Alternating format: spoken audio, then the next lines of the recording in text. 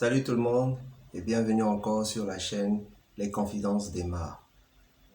C'est vrai, tous les jours nous sommes toujours face à cette réalité.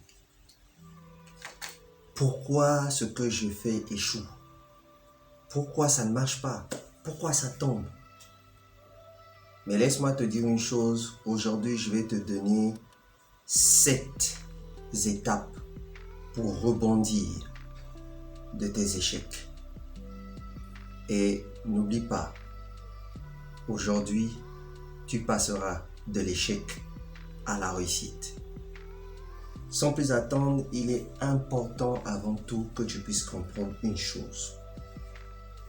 Que tu n'es pas nul.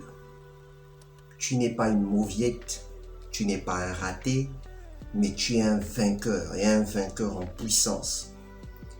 Je ne sais pas si tu arrives à voir la photo ici. Oui. Pour beaucoup de personnes, vous ne vous rendez pas compte, mais cet homme a eu vraiment des échecs. Il s'agit de Jack Ma, qui n'est autre simplement que le PDG de Alibaba, la plus grande enseigne de e-commerce de la planète.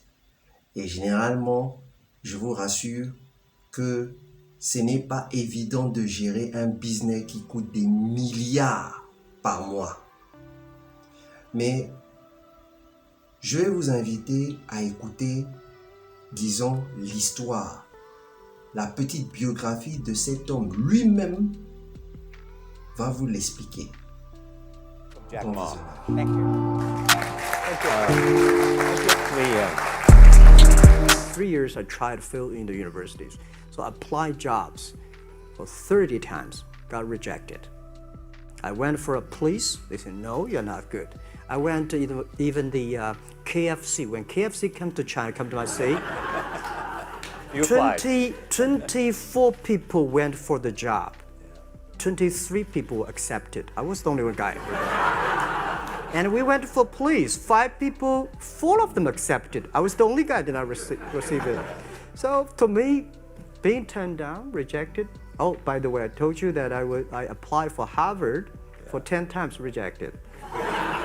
I know I'll be They're rejected. I just sorry don't want now. to say that. They're sorry now. Que c'est attrayant d'entendre des choses pareilles.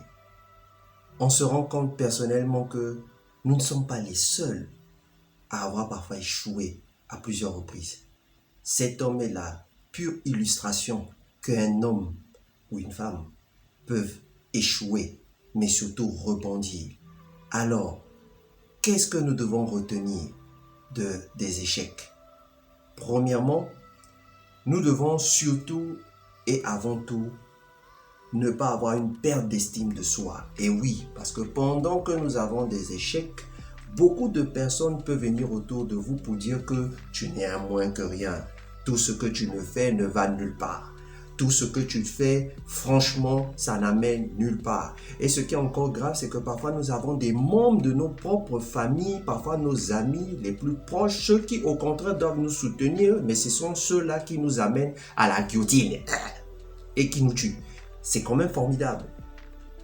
Tu ne dois pas avoir une perte d'estime de soi. Tu es un vainqueur, tu es un winner et surtout tu es un conquérant. Un conquérant ne baisse pas les bras. Ça, c'est la première des choses. La deuxième des choses, ce qui est plus important, tu dois savoir analyser ces échecs-là. Qu'est-ce qui t'a amené à échouer? Qu'est-ce qui t'a amené à tomber? De cela va découler le troisième point, qui est l'un des points les plus importants, c'est en effet de savoir tirer un bon enseignement de ces échecs. Et oui, parce que pendant que certains peuvent penser que les échecs ne font que nous donner une mauvaise appréciation de l'avenir, d'autres, comme Jack Ma, comme beaucoup tant d'autres que je peux citer, ont retenu de ces échecs un très bon enseignement. Ils savent dorénavant et même dans le futur qu'en empruntant ce chemin, je sais où je vais. Mais par contre, si j'emprunte le second chemin, Je sais aussi où je vais sur le second chemin. Donc, nous devons retenir que de nos échecs, nous pouvons tirer des bons enseignements pour le futur. Damn! Le quatrième point, et qui n'est pas un point, disons, à négliger, vous ne devez en aucun cas être seul. Sign. That means the bitch got to drop on us. My back is against the wall. This is not a test. It's the real deal. Help me. Help me. Nigga.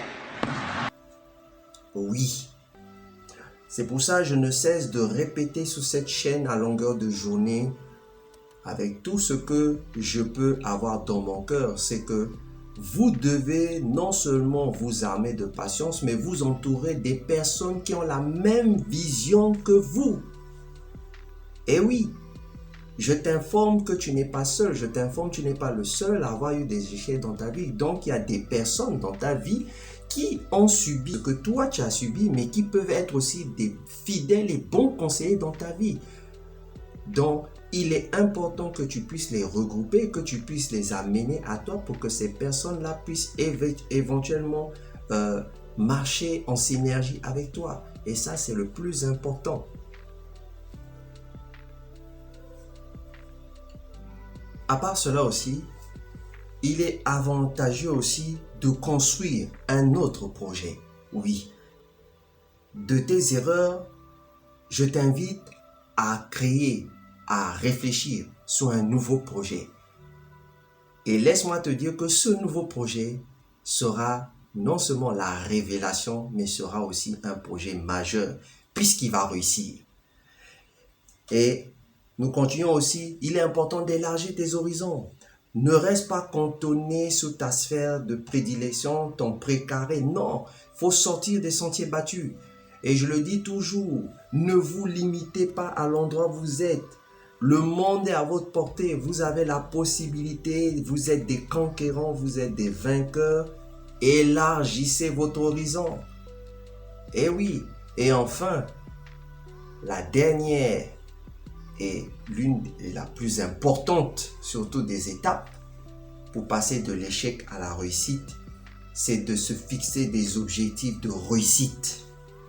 Oui, je ne vous cache pas que moi, quand j'ai commencé personnellement à être, comme je dis, entre guillemets, mature, je me suis vraiment fixé des objectifs. Je me suis dit que je dois réussir dans ma vie en faisant des études brillantes. Dieu m'a fait grâce, j'ai terminé, j'ai fait des études d'ingénieur. Je me suis dit que c'est clair et net, il faut que je me lance.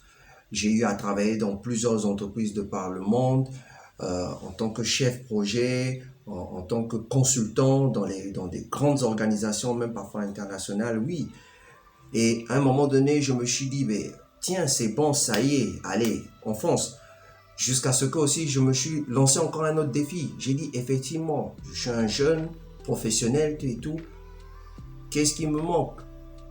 J'ai commencé à me dire qu'il est temps aussi que je puisse me caser. Oui, mais c'est clair, parce que généralement, on se dit que quand on se lance dans le business ou bien on se lance dans les affaires et tout, on pense que parfois être seul, c'est important. Non, je vous dis, il faut toujours vous entourer. Et c'est là que je me suis dit, oui, je vais me lancer, je veux me marier. Mais on ne se marie pas aussi pour le plaisir de se marier. C'est un projet. C'est un projet d'avenir. Ce n'est pas un projet à court terme, c'est un projet à long terme. Comme on dit ici en Côte d'Ivoire, on va jusqu'à la gare. Donc, il faut vraiment travailler ce projet-là. Et j'ai pris mon temps de la réflexion. J'ai analysé mes erreurs.